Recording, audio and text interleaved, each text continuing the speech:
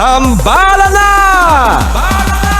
At eto na sila, ang nag-iisang masugid na tagahanga ni Nicole Yala, Chris Chuper! Kasama ang nag-iisang die-hard fan ni Chris Chuper, Nicole Yala! Mula sa Mahiwagang Burnay, ang kwento.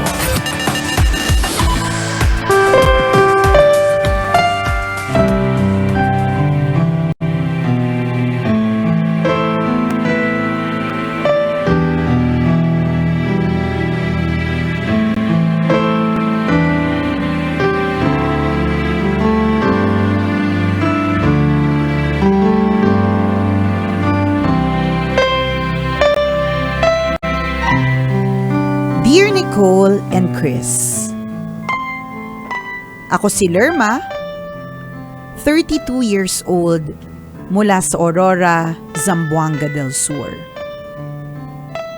Sumulat ako upang ibahagi sa inyo ang hindi ko malilimutang karanasan sa trabaho.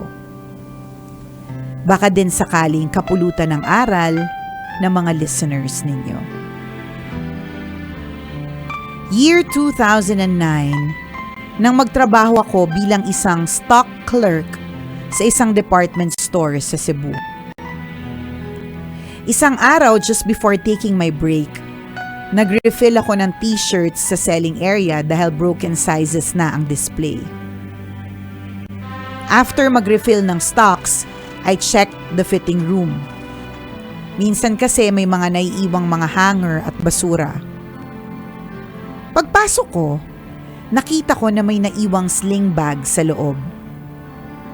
Hindi lang naman noon ako nakakita ng naiiwang gamit sa fitting room. Gaya ng nakagawian, dali-dali kong in-endorse sa customer service counter. Nakabreak ako at kumakain sa staff canteen nang marinig ko ng paulit-ulit na pinipage ang pangalan ko. Pinapapunta ako sa customer service counter. Hindi ko na tinapos ang pagkain ko at pumunta na ako sa CSC. Doon, naabutan kong nagsisisigaw ang isang medyo may edad na lalaki. Napapalibutan siya ng mga bodyguards. He is from an influential family daw. Siya din ang may-ari ng sinurrender kong sling bag. Sabi niya nawawala daw yung 2 rings sa bag. One of which is his anniversary ring. 250,000 daw ang halaga ng isang singsing. Dahil ako ang nagsoli ng sling bag, paulit-ulit akong tinanong. Pare-pareho naman ang sagot ko sa paulit-ulit na tanong. Pinuntahan nila ang stockroom para hanapin ang mga singsing. Ginalo nila yung maayos kong stocks pero wala naman silang nakita. Gumamit pa sila ng hagdan at umakyat sa kisame, baka itinago ko daw doon. Hinalughog din nila ang locker at ang bag ko. Dahil hindi nakita ang hinahanap nila, bumalik kami sa customer service counter. Dito, tinawagan ng customer ang hotel kung saan siya naka-check-in at tinanong kung nandoon ang rings. Nang walang makita sa hotel, ako ang binalingan ng galit na customer. Kakasuhan daw niya ako. Hindi daw ako mananalo kahit 20 lawyers pa from the public attorney's office dahil mahirap lang ako.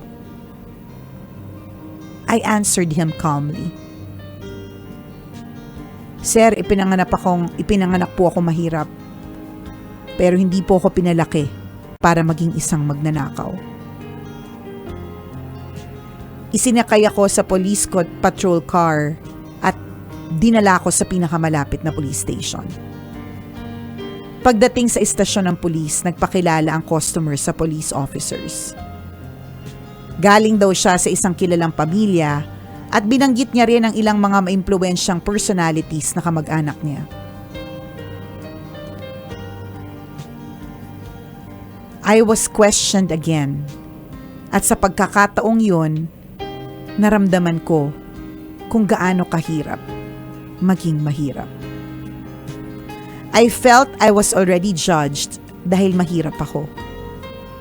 Napagkasunduan nila na babalik ang customer kinabukasan para mag-file ng case against me. Pinabalik ako sa department store.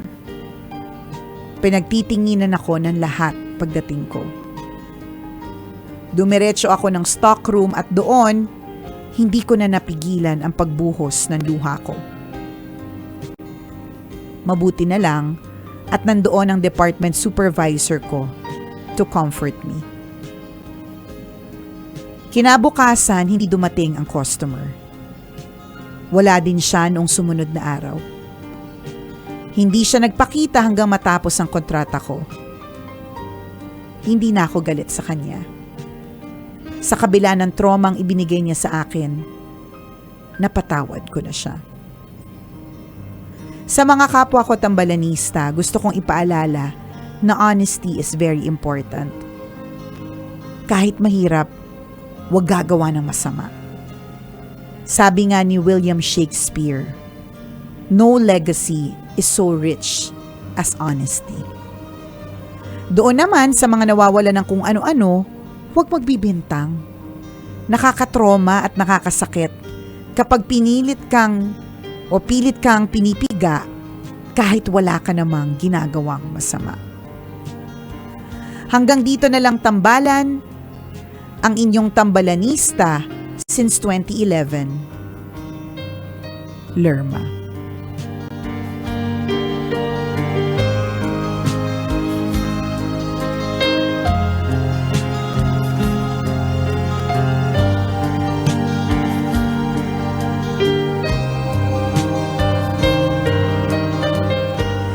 Hello, Lerma. So, luma your name, Lerma. Doon muna tayo sa mga pangalan na luma. Yan. Sikat yan sa mga taga U-Belt. Yung Lerma, dyan dumadaan yung mga estudyante. Patawid sa may Espanya. Anong Lerma Street? Underpass. Lerma Street, tama. May underpass doon sa Lerma Street. Yan. Sampaloc, Manila. Okay. So, feeling ko batchmates kayo. Batchmates kayo ng underpass. So medyo lumang tao ka na din. So malamang yung kanikwento mong nanghusga sa'yo, tegi na siya. Charot! Anyways, Lerma, napakaganda naman ng lesson na in-impart mo sa amin that kahit gaano kagasgas, kahit gaano kaluma ng kasabihan, but truly, honesty is the best policy. Agree tayo doon. Sad truth lang, no, talaga sa mundo ng mga tao, parang naging norm na yung ang respeto ng isang tao ay dependent sa kanyang social status. Correct. Depende sa kanyang diba? Mga kakilala. Correct. Tingnan mo partner. Totoo. Kapag ka nahuli ka ng enforcer, anong unang ginagawa ng mga ibang ayaw umamin na meron na coding sila or ayaw umamin na nag-U-turn sila sa no U-turn slot. Anong unang ginagawa? Naglalabas ng calling card. Tumatawag. Pansinin mo, partner. Oh. Kapag ka may nakita kang enforcer na pinara, ang kausap niya may kausap din sa phone. May kausap din sa telepono. Bakit? Alam, naghahanap ng kakilala. Correct. Para sabihin na, eto, kakilala ko sa ganito. May influensya ako. May influensya din yung kausap ko ngayon. Tama, ganun. Diba? Na baka sakali maligtas, diba? Sa kasalanang nagawa. Tama. Dahil sa influence. Diba? And yun nga, malungkot na katotohanan yung mga kaibigan na minsan ang respeto natin ay depende sa social status. Meaning, kapag nalaman mo ang isang tao ay ma-influensya, kapag nalaman mo ang isang tao ay may pera, 'di ba? Mayaman, may masasabi sa lipunan, sa kanya mo lang natin binibigay yung respeto. Pero yung mga Kaya tingnan mo ang daming social climber. Oo. Kasi para respetuhin kailangan Sabi na, damay na naman kami.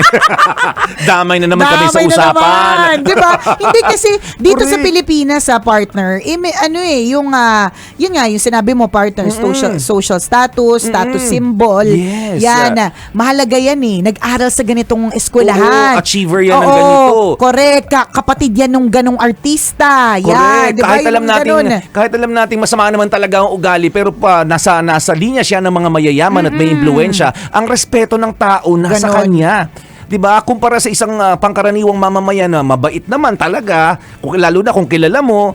Tapos sakto lang naman yung pamumuhay, pero wag ka napakabuting tao. Sino sa kanila ang mas irerespeto? Hindi ba't yung mas mayaman pa rin? Kaya nga eh. Diba? Kaya ang daming nagpe-pretend na mayaman. Makakuha lang ng respeto sa mga diba? tao. Nakakalungkot. Oh yes, diba? it's a sad truth. Natatawa tayo pero sa totoo lang nakakalungkot. Correct. Na ginagamit natin yung impluwensya natin, 'di ba? Para ipakita sa ibang tao na I am above you. 'Di ba? Maliit ka, malaki ako. Correct. Pero lagi na lang natin tatandaan ang judgment naman wala talaga dito sa lupa. 'Di ba? Lagi Correct nating iisipin yung mga taong ginudge ka ng bonggang-bongga porke above sila sa iyo dito sa lupa, dito sa earth, 'di ba? Habang sila ay nabubuhay. Pag sila po ay pumunta na po sa kabilang buhay, mga ligaw po silang kaluluwa. Ginudge. Judger din. Judger din. Mga ligaw silang kaluluwa. Hindi sila makakapunta sa liwanag. 'Di ba? Kalurky. Paulit-ulit silang bubuhayin hangga't hindi sila nagbabago. Balik ka muna doon, magbabuhay ka muna. Kaya nga. Ayusin mo buhay mo uli. True.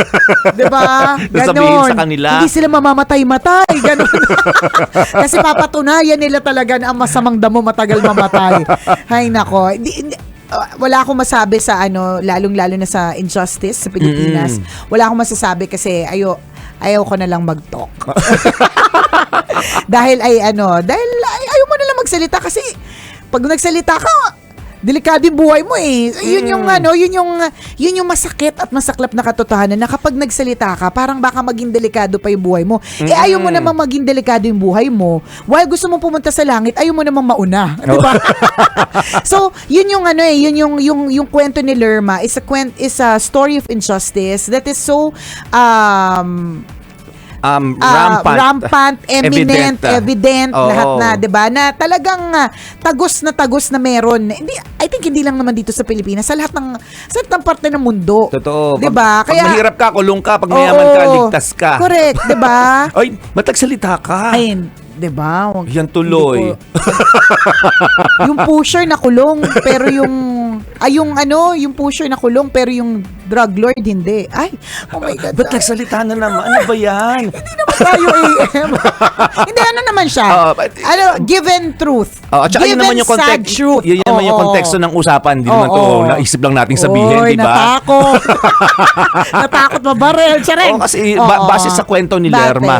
Pero isang magandang lesson na magandang iiwan mo sa amin at sa lahat ng nakikinig at nanonood sa atin ngayon, Lerma, yung honesty. Lerma naman. Lerma ka na. Lerma. Ganun talaga yun. Lerma. Dexter. Ay, si Marvin. Marvin. Lerma. Diba? Hayaan mo na ganun yung usapan sa amin. Sige na nga. Diba, your honesty saved you. Yes. Yun talaga yung kabaitan natin, yung values na natutunan natin o na binahagi sa atin ng pamilya natin, yun ang magsisave sa atin. Tama. Love